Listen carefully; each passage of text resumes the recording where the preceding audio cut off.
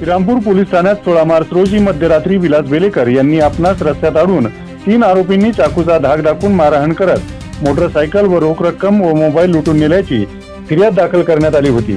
घटनेची माहिती मिळताच श्रीरामपूर शहर पोलीस ऍक्शन मोडमध्ये आले। पोलीस निरीक्षक नितीन देशमुख यांच्या नेतृत्वाखाली पोलीस उपनिरीक्षक रोशन निकम यांच्या तपास पथकाने घटनास्थळी पाहणी करत तांत्रिक विश्लेषण आणि गुप्त माहितीच्या आधारे आरोपींचा माग काढला आणि अवघ्या काही तासातच 3ही आरोपींना अटक करण्यात यश मिळालं। या प्रकरणी आरोपी सौरभ शिंदे, जुबेर शेख आणि अरमान पठाण या सराईत गुन्हेगारांना ताब्यात घेऊन पोलिसांनी आरोपींकडून 2 मोटरसायकल, मोबाईल आणि रोख रक्कम असा एकूण 1,17,000चा मुद्देमाल जप्त करत मोठी कामगिरी पार पाडली आहे।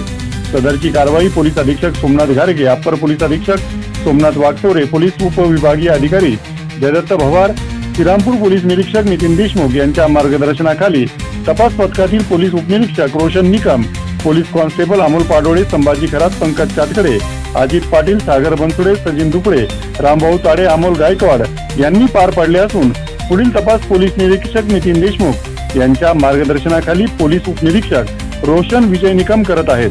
भीमप्रहार न्यूज मराठीसाठी प्रतिनिधी संदीप जगताप, श्रीरामपूर।